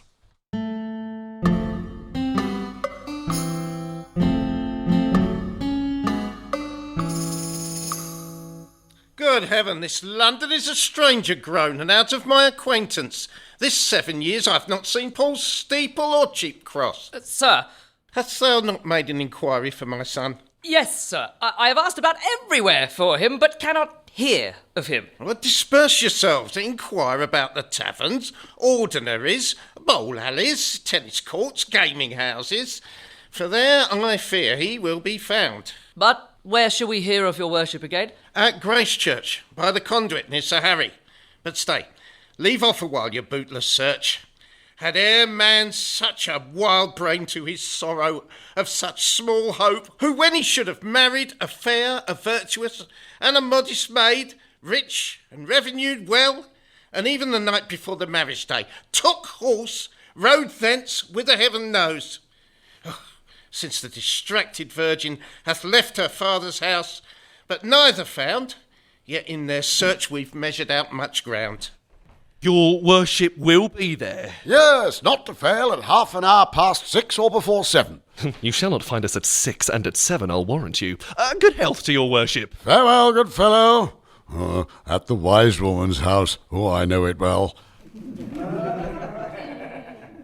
Perhaps she knows some danger touching me. I'll keep mine hour. Sir Harry, a hand. To balk you, it was sin. I shall be bold to make your house mine inn. Brother Chartley, I am glad to see you. Methinks, Sir Harry, you look strangely on me, and do not bid me welcome with an heart. Blame me not to look amazedly to see you here. Why me? Come, you're welcome, and now I'll turn my strangeness to true joy. I'm glad to see you well and safe recovered of your late grievous sickness. Oh, strange amazed looks that you cast off, you put on me, and blame me not to wonder that you should talk of sickness to sound men. I thank my stars, I did not taste the grief of inward pain or outward malady this 7 years' day. But, by your favour, brother, then let me have my wonder back again. Before I quite part with it, let me know why you the name of brother put upon me in every clause. A name as strange to me as my recovered sickness. You are pleasant, and it becomes you well. Welcome again, the rather. You are come just to the wedding. What wedding, sir? That you should ask that question. Why of my daughter Grace? Has Grace bestowed? Of whom, I pray? Of whom but of your son? I wonder, brother Chartley and my friend, you should thus play on me. But by your favour, were you 10 knights, Sir Harry, take me with you, my son matched with your daughter, my consent not worthy to be craved? Nay, then I see you stir my patience. No, this forward match took its first birth from you. From me? From you! Peruse this letter. Know you your own hand? 'Twas well that I reserved your hand a witness against your tongue. You had best deny the jointure of £300 made to my daughter. That, 'tis that I know you aim at, but your seal shall not make me approve it. I deny this seal for mine, nor do I vouch that hand. Your daughter and the dower letter and all I quite disclaim. Sir Harry, you much wrong me. I can bear more than this. Heap wrong on wrong, and I'll support it all. I, for this time, will cast my spleen behind me, and yet hear me. This letter your son Chartley, as from you, delivered me. I like the motion well. My spleen is further thrown aside than yours, and I am full as patient, and yet hear me. My son's contracted to another maid. Nay, I am patient still, yet that I writ this letter, sealed this impress, I deny. Why then? The Jack your hand did counterfeit. Why then? He did so. Where's that unthrift? Speak. Some hour ago he mounted and rid post to give you visit whom he said lay sick upon your deathbed. Oh, you amaze me, sir. It is an ill presage. Hereon I see your former salutation took its ground to see me safe recovered of my sickness. Indeed it did. Your welcome is a subject I cannot use too oft. Welcome again. Oh, I'm sorry you this night must sup alone, for I am elsewhere called about some business concerning what I know not. Hours run on. I must to Hogston. High time I were gone. Perhaps to the wise woman, she may tell me the fortunes of my son.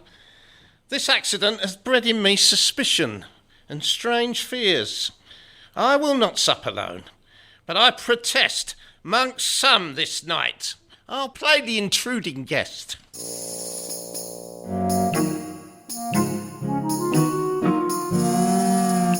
But will Sir Harry come? Presume he will, and Chartley too. I'll have the knave by the ears. Nay, patience, sir. Leave your revenge to me. Granham, I am come according to promise. And welcome to the best hole that I have in Hogston. Good even. Thanks, sir. A good even may it prove, that each may reap the fruits of their own love. That shall be my prayer too. Come, what shall's do? Withdraw. I'll place you all in several rooms where sit, see, but say nothing.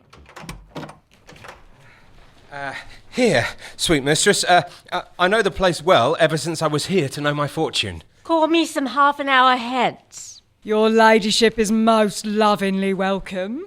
A low stool for the gentlewoman, boy. I made bold to send to you to take view of such a piece of work as I presume you have seldom seen the like. Of whose doing, I pray? A friend of yours and mine. Please you withdraw. I'll bring you to it. Mistress? One call, sweet lady. I shall do you wrong, but pray you think my little stay not long.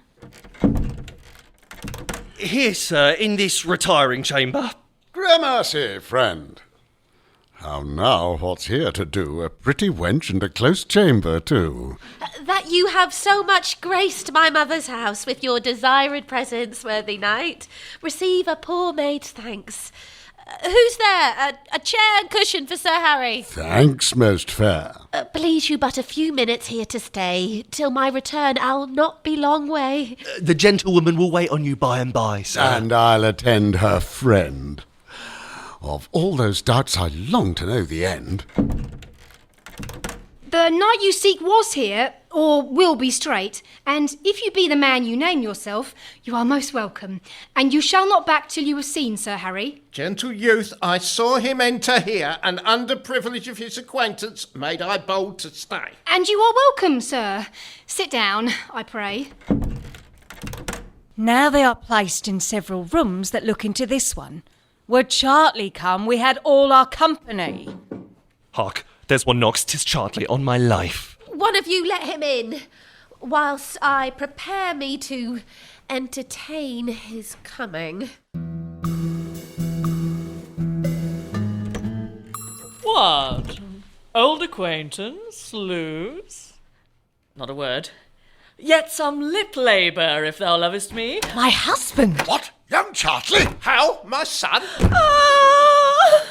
Come, away with this wailing in woe. If thou putst finger in the eye a little longer, I shall plunge in pain too, presently. Oh, husband! Husband?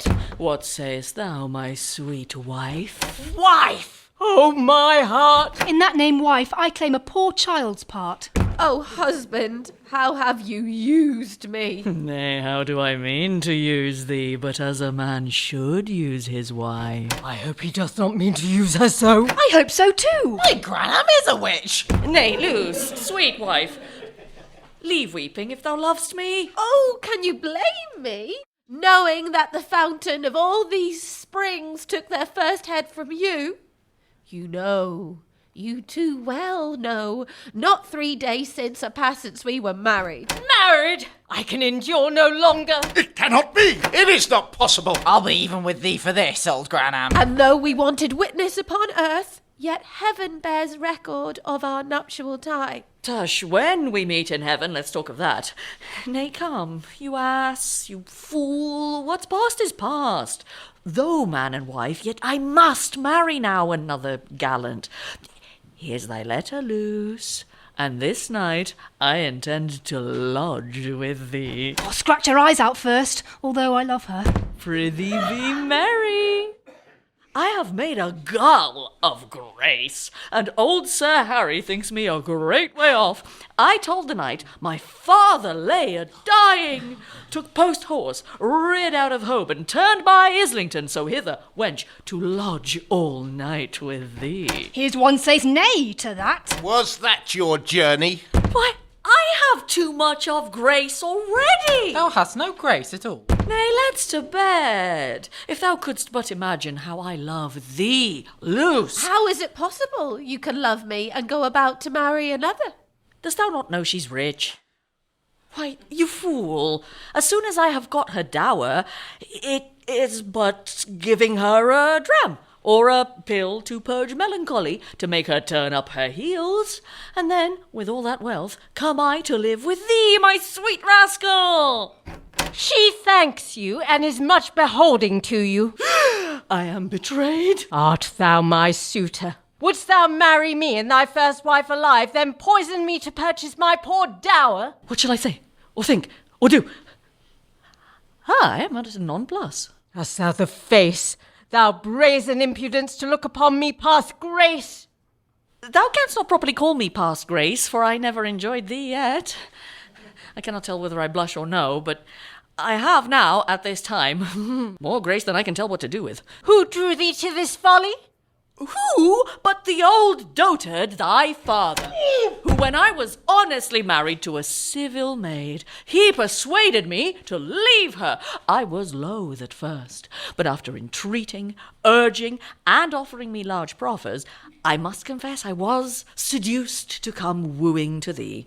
My father! Villain! I, thy father, Grace, and were he here, I would justify it to the old dotard's face. Vile boy, thou darest not be so impudent. When did I meet thee, seek or sue to thee? When? Name the day, the month, the hour, the year. Plots, plots! I can but cry you mercy both. Say that I have done you wrong. I can be but sorry for it, but indeed to clear you and lay the fault where it ought to be, all this comes from mine own father in the country, who, hearing I had married with Luce, sends me word of his blessing to be divorced from her and to come a suitor to your daughter. I think you have his hand and seal to show. My hand and seal? When was that letter writ? Haida! If you get one word more of me tonight but scurvy looks, I'll give you leave to hang me. Vile boy! Ungracious villain! Treacherous youth! No grace at all! No grace. This is bad company who hath seduced thee. Speak, on my blessing, who hath thus misled thee? But no more lies, I charge thee. Bad company hath been the shame of me. I was as virtuously given as any youth in Europe till I fell into one Boyster's company. 'Tis he that hath done all the harm upon me. Aye! And if he should deny it... What, then you'd cry him mercy? I had best bite out my tongue and speak no more. What shall I do? Or what shall I say? There is no outfacing them all.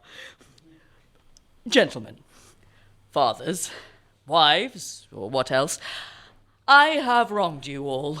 I confess it, that I have. What would you more? Will any of you rail on me? I'll bear it. Will any of you beat me?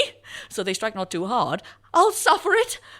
Will any of you challenge me? I'll answer it. What would you have me say or do? One of these I have married, the other I have betrothed, yet both maids for me.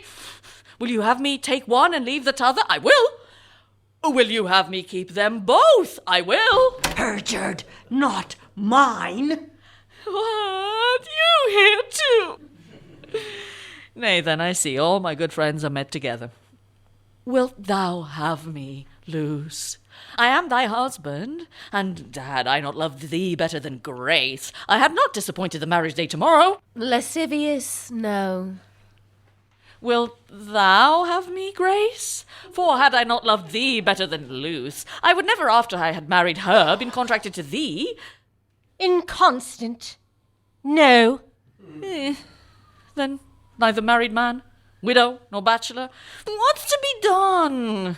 Here's even the proverb verified, between two stools, the tail goes to ground. Now I bethink me. This our meeting here is wondrous strange. Call in the gentlewoman that owns this house. Old trot! I'll trounce thee. Here is the marriage proved twixt Luce and Chartley, which this was not your promise. Have patience, and in the end we'll pay you all. Your worships are most heartily welcome. I made bold to send for you, and you may see to what end, which was to discover unto you the wild vagaries of this wanton wagpasty. A wild oats I warrant him. And Sir Harry, that your daughter hath scaped this scouring, thank this gentleman, and then make of him as he deserves. Oh, I remember him. He never pleased mine eye so well as now. I know his love, and he in Chartley's place my favour shall possess. Thanks, my sweet Grace. Aye, and the more the inconstant youth to spite censor, I give her thee in Chartley's sight.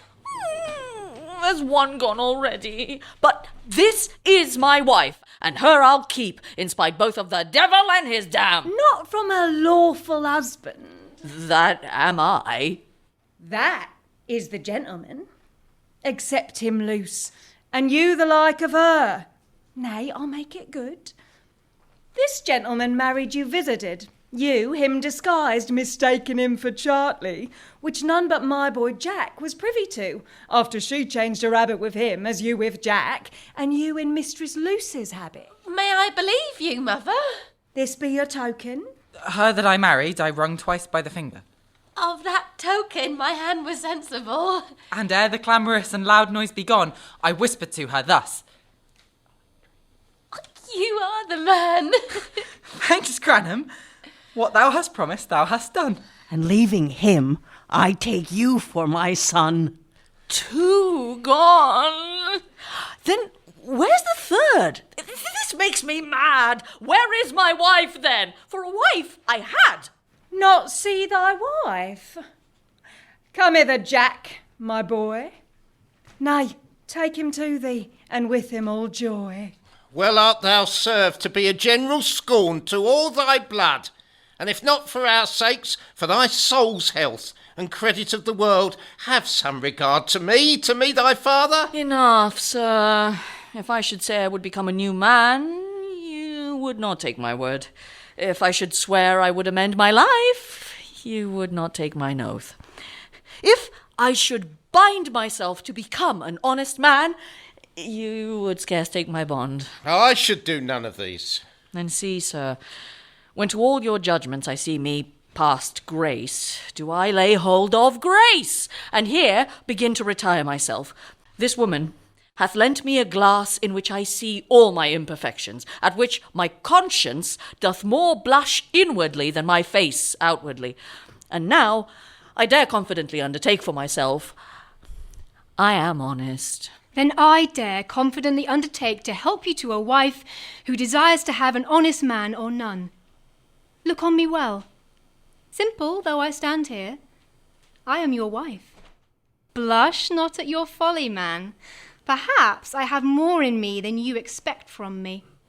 Knavery and riot, both which are now foreign to me. You and I have been better acquainted, and yet, search me not too far, lest you shame me. Look on me well. Nay, better yet, I'll assure you I left on a petticoat when I put on these breeches. What say you now? First love and best beloved. Let me be both or neither. My boy turned gal. I hope she'll keep my counsel. From henceforth I'll never entertain any servant, but I'll have her searched. Her love hath drawn her hither after him. My loving daughter, welcome. thou hast run a happy course. To see my son thus changed. Father, call me once again your son, and Sir Harry, me your friend. Censer and hand, and Mistress Grace and heart in honourable love. Where I have wronged you, Luce, forgive.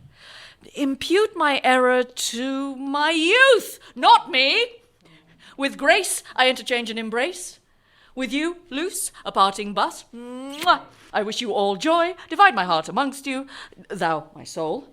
Nay, Mother Midnight, there's some love for you. Out of thy folly being reputed wise, we, self-conceited, have our follies found. Bear thou the name of all these comic acts. Luce, and Grace. Oh, covetous man, I see, I sought to engross what now sufficeth 3. Yet each one wife. Enough. One nuptial feast shall serve 3 bridals, where be thou chief guest.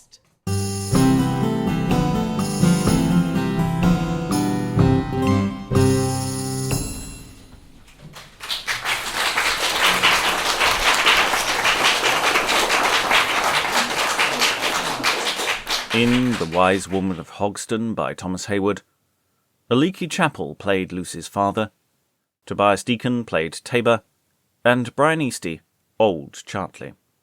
Pamela Flanagan was the wise woman, Roel Fox, Haringfield, Aisling Groves-McKeown, Luce and a kitchen maid, Liza Graham, Sir Boniface, Keith Hill, Sir Harry, Alex Kapila, a woman, and Gratiana. Alexandra Kataigida was Chartley, Emma Kemp, second Luce, Nat Kennedy, Joseph, Oliver Maynard, Censor, Kit McGuire, Boyster, and Simon Nader Mirza, a countryman, a serving man, and Giles. Other parts played by members of the company. The music was composed and produced by Roel Fox. The live show technical manager was Valentina Vinci. Continuity, Dennis Kalki. And company text coach, Liza Graham. The Wise Woman of Hogston was produced by Robert Crighton for the Beyond Podcast. Beyond is sponsored by the Malone Society. The Malone Society is dedicated to textual scholarship in late medieval and early modern drama. It publishes editions of early printed and manuscript texts of plays, plus collections of documentary material relating to the performance and reception of early drama, offers research fellowships, grants and prizes, and supports symposia and performances. For more details, visit malonesociety.com.